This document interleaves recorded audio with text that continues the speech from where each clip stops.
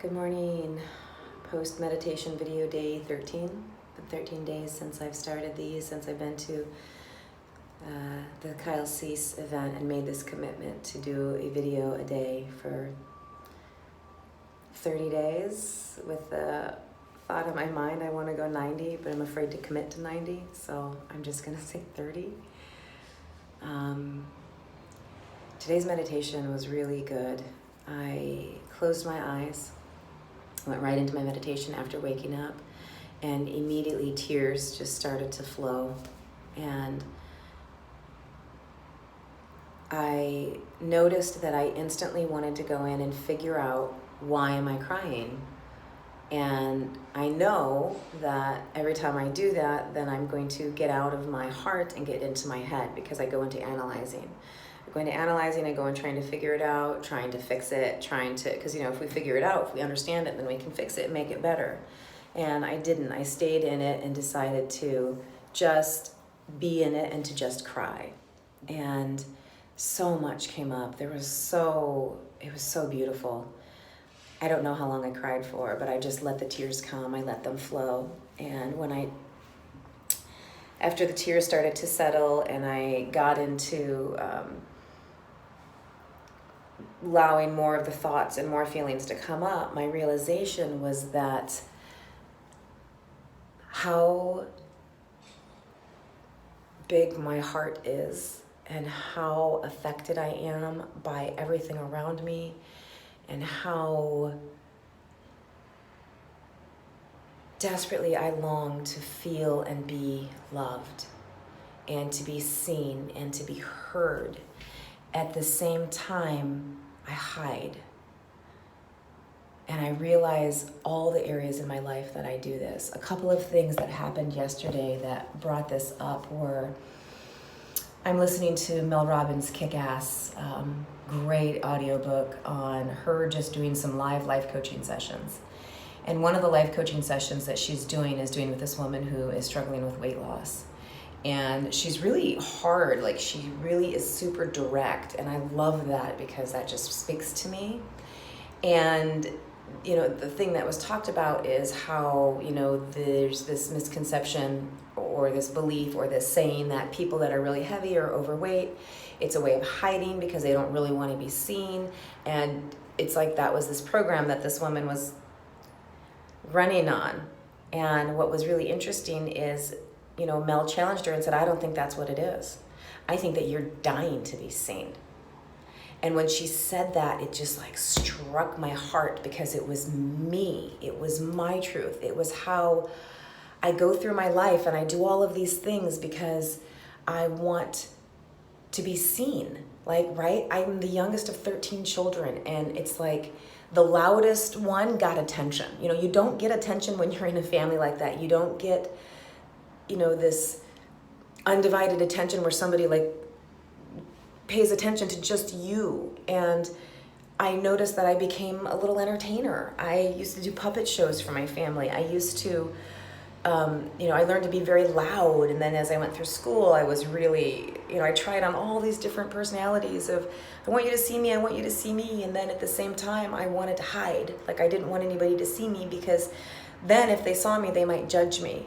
And it's this really crazy, dichotomy of look at me, don't look at me, look at me, don't look at me. And I've done a lot of work around understanding where that came from and, where that message started, from in my childhood. And that's a whole nother video. But the thing that I realized is that, and what I'm getting out of posting these videos, what I'm getting out of doing this, is that I'm putting myself out there to be seen.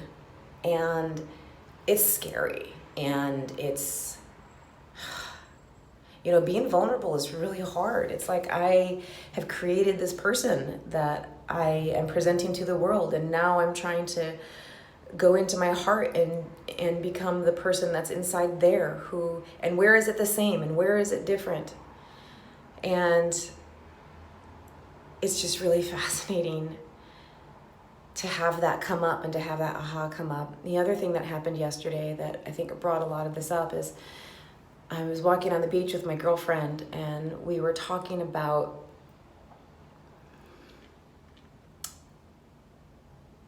how, we're looking for love.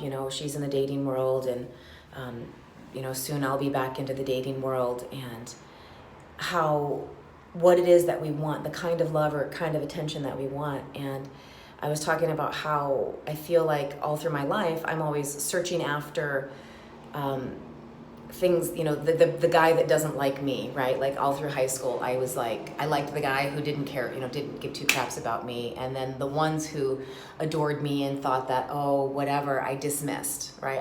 I dismissed them because they weren't the guy that I wanted. And I actually didn't see, I had this belief that nobody ever wanted to date me in high school, that I wasn't pretty, I wasn't attractive, I was too whatever, just the not good enough piece. And then going through, my marriage, looking at all the times that my husband would compliment me and say wonderful things about me, and I would just be like, you don't mean it.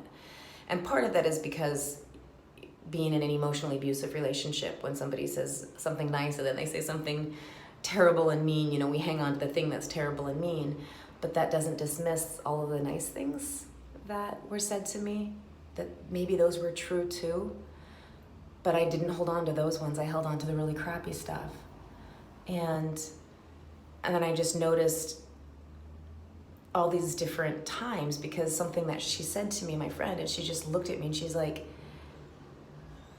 people fall all over you. And I'm like, I don't know what you're talking about. She's like, you don't see it. She's like, I have been places where people literally fall all over you, and they notice you and are attracted to you, and they would love to be with you. And I'm just looking at her absolutely dumbfounded, because I don't see that.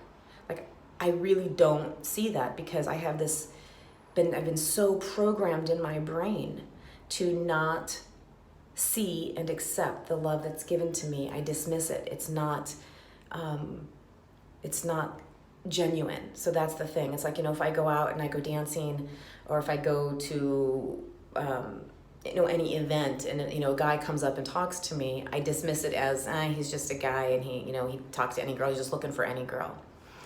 And not to dismiss men who get the courage and bravery to go up and talk to someone, because I know that that's really hard, but it's but it's just me, so it's whatever. And just looking at all the ways that I dismiss myself, that I dismiss who I am, that I dismiss my light, that I dismiss the effect that I have on people in a positive way. And it's I want to have an effect on people. I so desperately want to connect to people's hearts.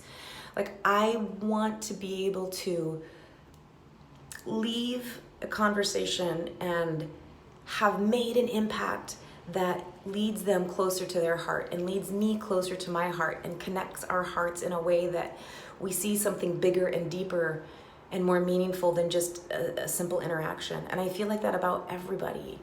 And so that's what the tears were this morning, was just realizing, as I sat back and started to think about all of the interactions that I've had, where people have given me compliments, people have told me that I have an amazing light, people that have told me that I've had an impact on them, people that tell me that I'm beautiful, or people that tell me that I'm pretty, or I'm in great shape, or I have a nice body. I tend to reject those because I don't want to be objectified. But at the same time, I love hearing people say that I have a nice body. I work hard at it. I love hearing people say that they think that I'm pretty. But as soon as they say it, I reject it. But then I do things to try to make myself look pretty. It's just this crazy thing that I know I'm not alone in this. I know that we as women do this.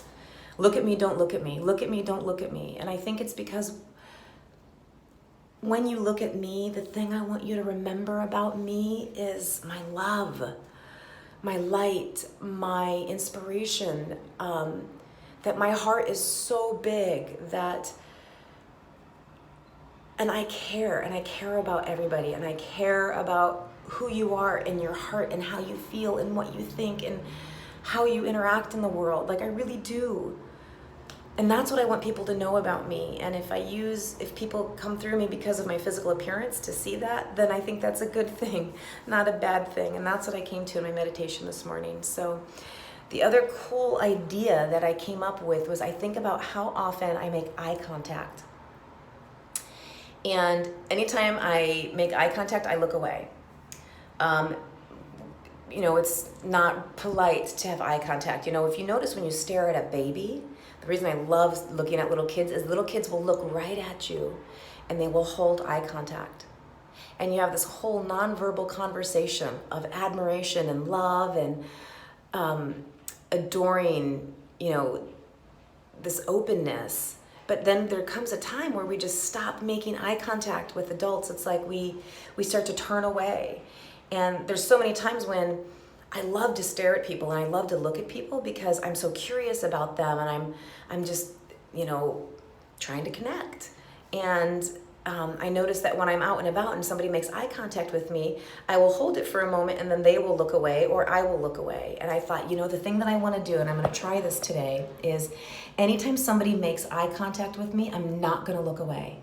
I'm just going to hold eye contact and smile. And maybe it'll be weird. Maybe they'll think I'm weird. Maybe it'll feel weird. Maybe it'll feel uncomfortable. But I'm tired of pretending like I don't want to be seen. And so that's what I'm going to do. I'm going to today try and make eye contact with people. When people make eye contact with me, I'm going to hold the eye contact and smile and see what happens and to just wait and to not do eye contact, look away, and just see what happens. So that felt kind of like a confession, confession in the bathroom. I'm here at my friend's place and I needed to do my video, and this is where I'm at. So confessions from Sarah's bathroom,